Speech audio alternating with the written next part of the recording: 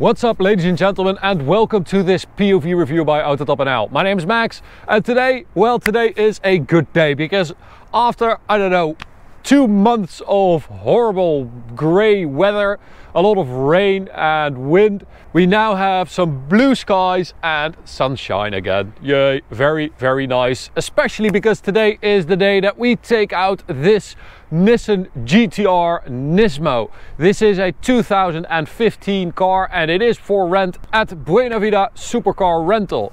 So, as always, if you use the code AutoTopNL or if you mention AutoTopNL when you make a reservation, you get 10% off on your rental. Now, this is a freaking NISMO and they are renting it out. I don't know if that is possible anywhere else because it is the ultimate GTR. But of course they have a lot of other cars as well at Buena Vida, so go check them out. I'll put a link in the description. You can check them out on Instagram as well, Supercar Huren, and you can also check out Supercar Guru, which is the owner of the company. So today I'm going to show you around it. We're going to talk about everything that is different on a NISMO compared to a regular GTR, and then we'll take it for a drive towards the Autobahn for an Autobahn blast.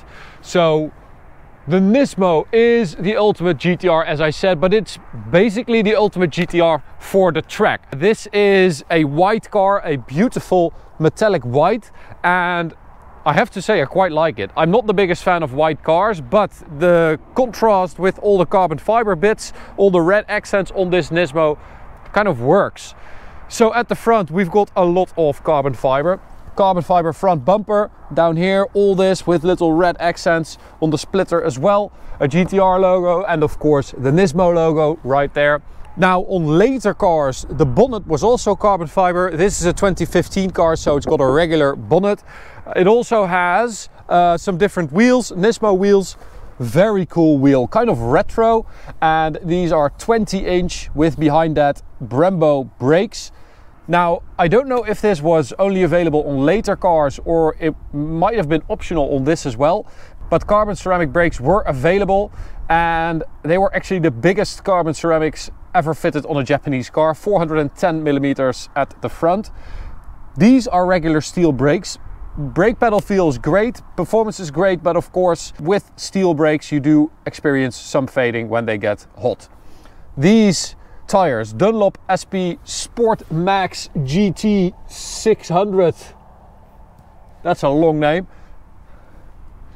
It's basically, as you can see, it's a very sporty tire. It's basically a Cup 2, so it's a semi-slick for the road. And you do feel that, as you can see, it's a bit damp still today, but if you get the tires nice and warm, they work really well. 20-inch beautiful wheel at the front, and then we've got a carbon fiber side skirt, as you can see. Again, later cars got a carbon fiber roof as well. So this NISMO is around 20 kilos lighter than a regular GTR, but later NISMOs were up to like 41 kilos lighter, and that's mainly because of those two components, the bonnet and the roof, I'm guessing. So at the rear we've got a gorgeous rear bumper, absolutely stunning, with a lot of carbon fiber, very intricate, a lot of these like vents in there as well, absolutely gorgeous. We've got a GTR exhaust. This is the regular exhaust, nothing changes for the NISMO. Massive tailpipes, and then you've got a smaller one in there, but those are huge. Of course the classic rear lights of the GTR, and we've got a beautiful carbon fiber rear wing, absolutely massive, with an integrated braking light as well. But look at those little, that looks so awesome, and the carbon fiber is absolutely gorgeous. Now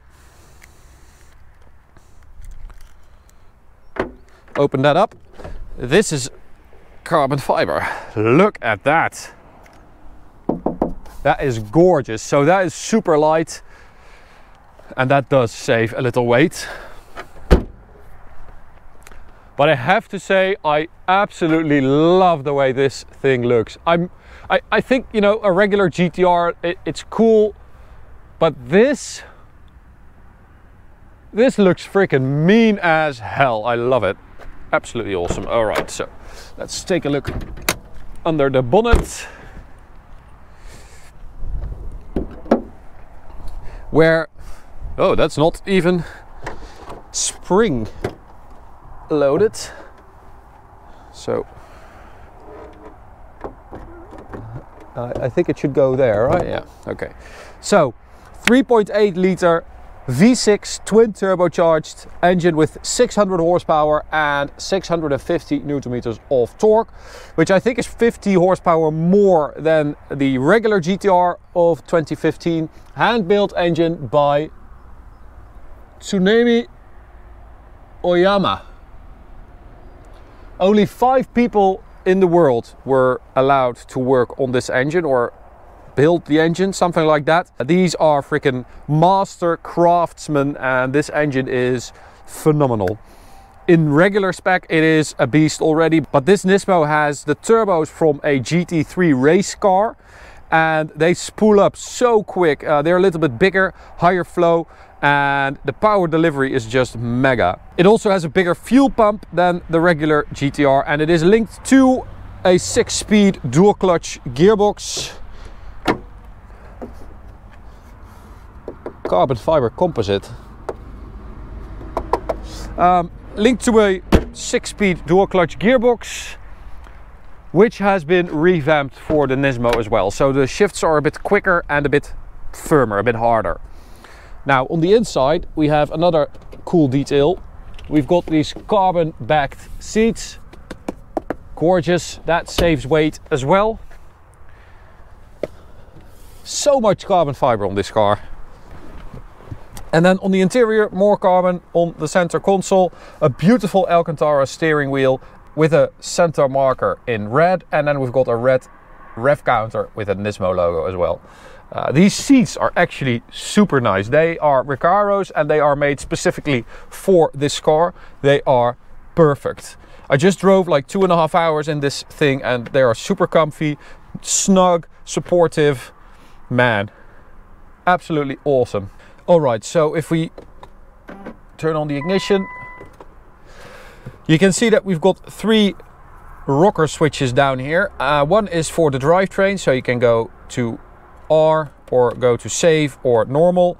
Same goes for the traction control, R off, normal, and we've got this one for the suspension. So this car has 3-way adjustable Bilstein dampers, specific for this car, custom developed, and it is very, very firm. The ride is quite harsh, but it's so firm and the car is so rigid, so they used a new type of bonding to make the body panels more rigid, so it's like 10% more rigid, the body, and combined with those super stiff dampers and the newly calibrated steering, which is very direct, the car feels like a different animal. It really does. The difference is massive compared to a regular GTR, which feels more like a big GT, a very fast big GT, but this feels like a proper driver's car, which is really awesome. So we'll start it up. You can hear those freaking clutch plates or whatever it is rattling when you start it up. Same goes when you put it in reverse and then put it in forward. You can hear the gearbox, which I really love. There are a lot of mechanical sounds coming from this car and it just feels so nice. Alright, so we've got a display right there, so you can adjust all these screens to show you whatever you want. So I think there are like 18 different things you can show.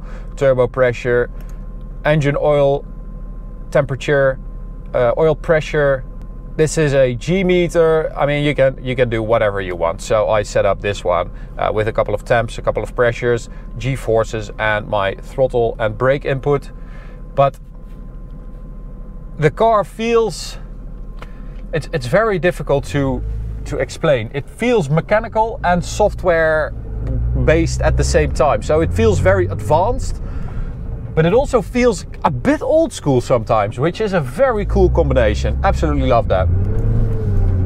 Alright, so we're going to go for manual for the gearbox. No, we're not, because we're going to do a launch control. So we'll put that back in automatic. No, we'll put it back in manual for a sound check. put everything in R. Couple gears down, second gear.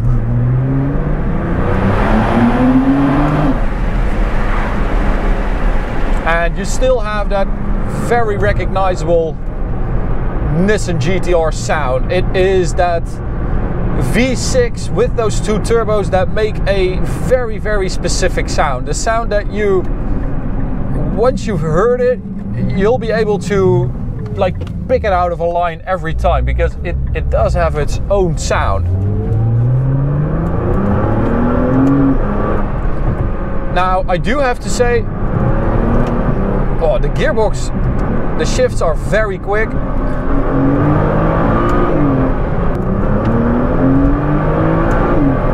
Oh, it is very quick, and the experience is, it's very visceral. You can feel everything through your seat, through the steering wheel. As I said, the response to the steering wheel is very quick, so it's very direct. It's a really cool experience.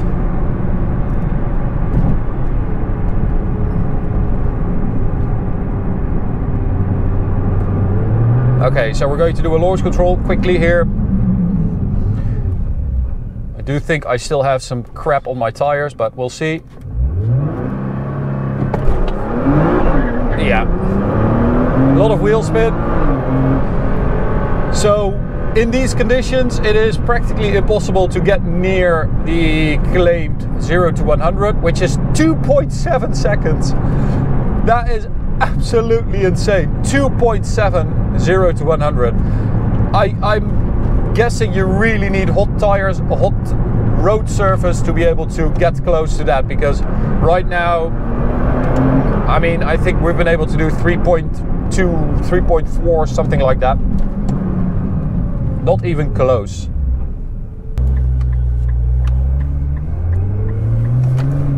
So when this car came out, I think it was like twice as expensive as a regular GTR, and at the time I was thinking, well, that's never going to be worth it. Yes, it looks cool, but what else, you know? But they've done so much to this car. They also changed the upper links of the suspension. They changed so much actually to make it feel as rigid and as direct as it does.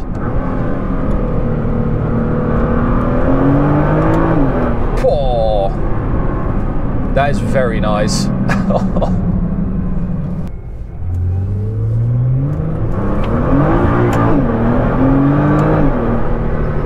And of course we've got that all-wheel drive system, which does send a lot to the rear, which is very cool. It's got a very good balance between front and rear, and especially if you have your traction control in R mode, it's fairly idiot-proof, I would say. You can do a lot before this car starts screaming and starts doing weird stuff. It's very good to catch little slides.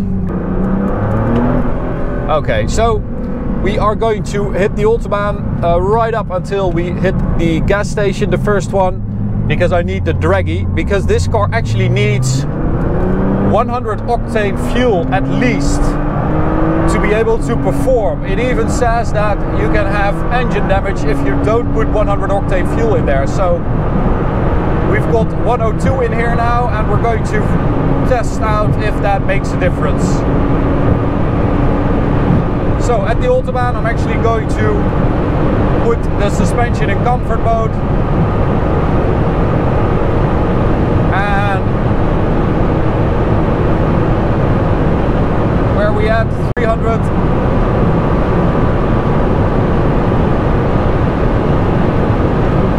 It feels very, very planted.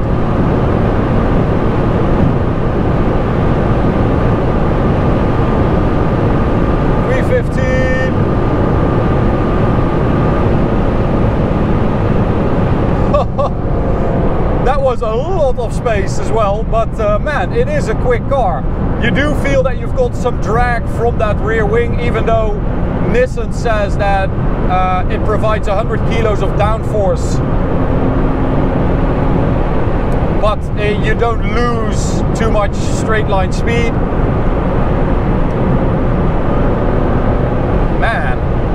a lot of space. I really wasn't expecting that.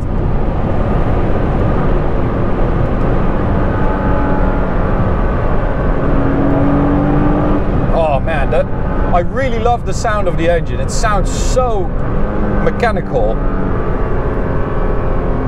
It's an awesome, awesome drivetrain. Oh.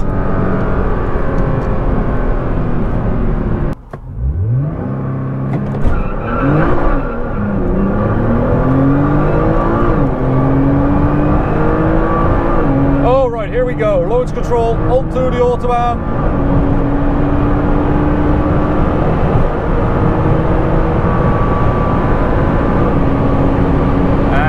Suspension back to comfort for these bumps. There we go. Absolutely delicious suspension. They've done such a good job on that. It's firm, but still provides so much control, and that is a really nice combo.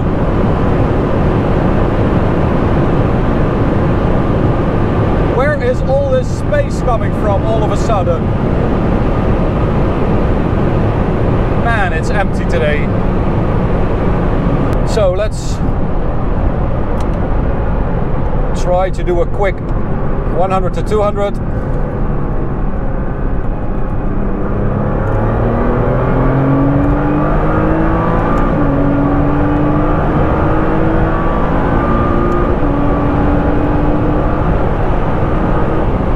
That should do it. Now we've been able to do a best measurement of around 7.3 seconds for this car, which is very quick.